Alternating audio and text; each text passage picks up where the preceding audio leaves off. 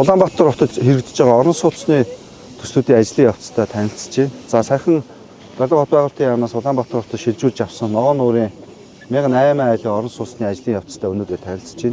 Ажлын ерхий гүйцэтгэл бол 73%-тай. Наадмын өмнө бол бүрэн ашиглалтанд оруулаад ийм дуусгах гэсэн ерхий төлөвөг тавиад ажиллаж байна.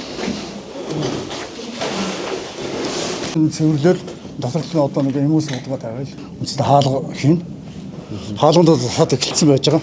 Өнөөдрийн байдлаар бол барилга маань инженерийн шугамлалжийнхаа бүх хангамжийг автсан.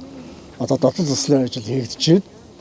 Энэ төлөвөнд заасны дагуу энэ оны 7 сар хүлээлгэж өгөхөөр бид ингээд шургуу ажиллаж байна. Металл басааттай байж байгаа. Металл басаат маань үзмжийн хувьд давуу талтай, цонхны хэмжээ бас их том юм байна тий. Бас нэг барилгуудынхаа давуу талаас нэг яриач. Зураг төслийг бол интеллект тавар хийсэн.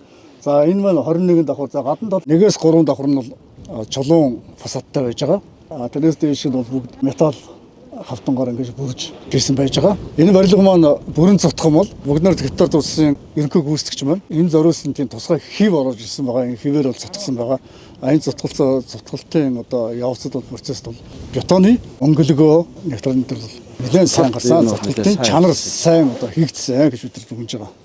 Давхартай сургууль айлтай байж байгаа. 2 өрөө 50.5 м квадрат, 49 м квадрат гэсэн сонголттой байж байгаа. Үйлчлэгээний тийм зориултаа бол бүгд орон сууцны зориултаар ингээд төлөвлөгдсөн байж байгаа.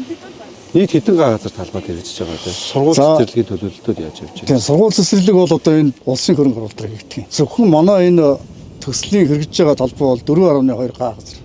Монгол Улсын засгийн газраас орон сууцчлуулах үндэсний хороо байдаг. Үндэсний хорооны бодлогын хэмжээнд 2025 онд бас залуучуудаа, залуу гэр бүлүүдтэй бол Улаанбаатарт иргэдээ ипотекийн одоо хөнгөлөлттэй одоо нөхцлөөр бас орон сууцчлуулах хөтөлбөрүүдийг бодлогыг барьж бол явж байгаа.